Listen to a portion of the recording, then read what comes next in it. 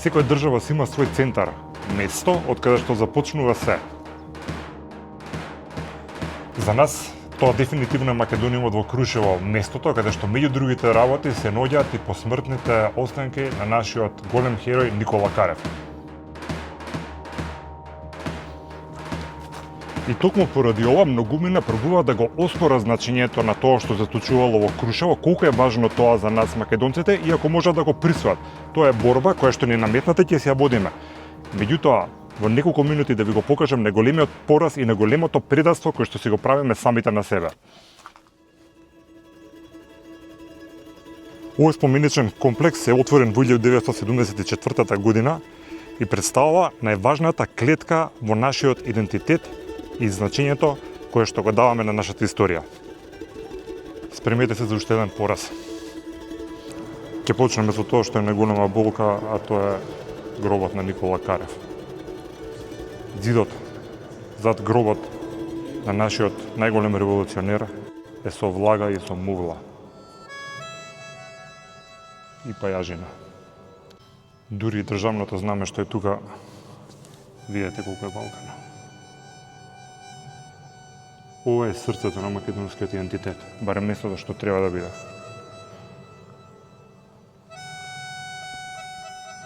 Знаете дека зимоска го снимав местото каде што беше убиен Никола Карев, сега местото каде што е неговото вечно почивалиште и двете места под еднакво понижувачки. И ова не го прави никој друг, туку си го правиме самите на себе. Свој стап највеќе боли. Стварно е, нас ни е непријатно, пошто ние сме лицето на овој споменик. Така. Ако некој ја гледа таја кисела фаца, Или со подсмех малца. И нас ни е непријатно. Погледнете ги стаклата. Видете го. Искршени стакла, радјосани ивичници, бетонот испукан. Навистина многу поразителна слика. Еве како на неколку места изгледа и самиот под. Најтрагично е тоа што се случува во деловите каде што си витражите, кои што очигледно пропуштаат со вода и самите ѕидови се целосно излупени. Погледнете и тука на сите делови. Буквално се распаја.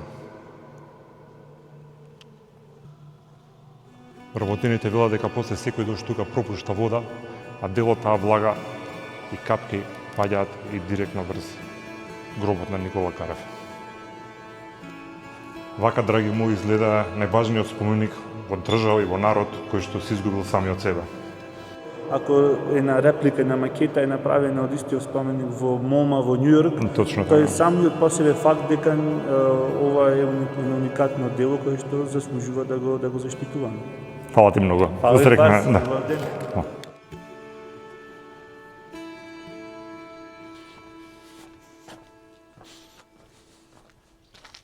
Оваа огромна негрижа за Македониумот се пресликува и надвор.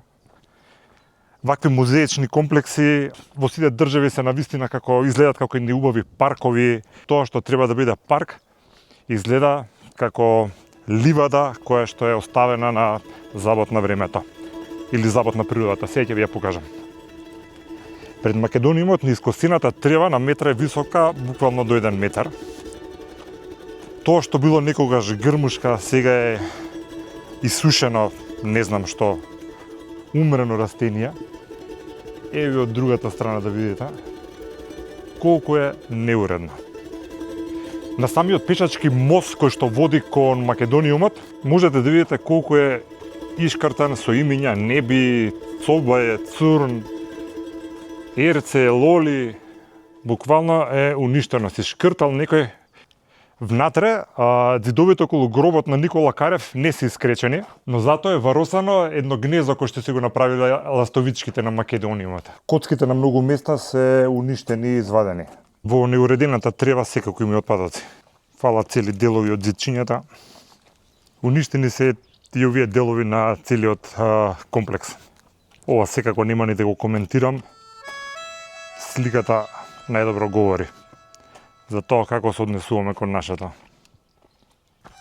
луѓе како генерација целосно потфрламе. Ја немам дилеми, не знам за вас. Погледнете ги овие елементи. Не се искречени и средени, ку знае од кога. Каков генерацијски регрес имаме, кога нашиве предци против империи кревале востанија, ние греови не можеме споменикот што сме го изграделе во нивна чест да го одржуваме. И тоа во години, кога сите не негираат, барем дел од соседите, кога велат дека ова е нивно востание, дека тоа е дел од нивната историја. Тоа секако не е така. Меѓутоа, местото каде што го символизира тој настан, не со да биде моментално нашето најуредно место, е моментално нашиот најголем срам. Не знам, ова е трагедија. Мислам дека ова не постои нигде во светот и треба да се засрамиме сите. Сите до еден. Еве ги имињата на револуционерите и војводите. Видете што се случува. Например, ја ќе го земам Питу Гули. Погледнете околу. Во нормална држава ова ќе биде најуреденото место. Тука буквално не може лифче да има каде што не треба да има. Националната гарда ќе беше тука поставена цело време. Ние уште се бориме со ѓубре, со изљупени ѕидови и со неискосена трева на местото каде што не символизира нас самите. Можеме се да оправдаме, можеме секако оправдување да се побараме, но не смееме и ќе биде предоста кога браниме ова што не се брани.